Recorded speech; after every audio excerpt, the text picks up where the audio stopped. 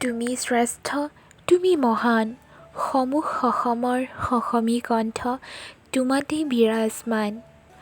ভয় লাগে কাহানিবা তুমি অসুস্থ হোৱা যেতিয়া, বুকুখন কঁপি উঠে কাহানিবা সংবাদ মাধ্যমত তোমাক অসুস্থ হোৱাৰ খবৰ পাওঁ যেতিয়া।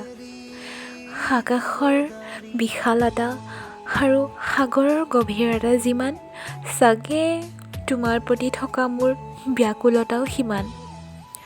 দূৰৈত থাকিও যেনেকৈ তৰাৰ তীৰবিৰণী জোনাকৰ জিকমিকনি দৃশ্যান্বিত হৈ হিয়া হাত পেলাব পাৰে, ঠিক তেনেকৈ তোমাক কেতিয়াও দেখাৰ সুযোগ নহ'লেও হাতৰে পৰা চায়ে মন্ত্ৰমুগ্ধ হৈ ৰওঁ।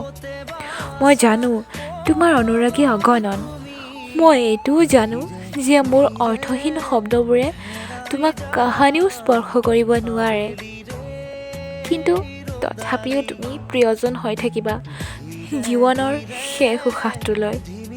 তোমাৰ কণ্ঠৰ জংকাৰেৰে আলোড়িত গানত প্ৰেমত পৰোঁ মই নিতৌ ন ন ৰূপত। নাজানো তোমাৰ কণ্ঠে কি মায়াজাল পাতে, যেন গোটেই পৃথিৱী নাচি উঠে। সঁচাকৈ জুবিন দা, ডিম্পু দাই কোৱাৰ দৰে তুমি বেলেগতকৈও বেলেগ।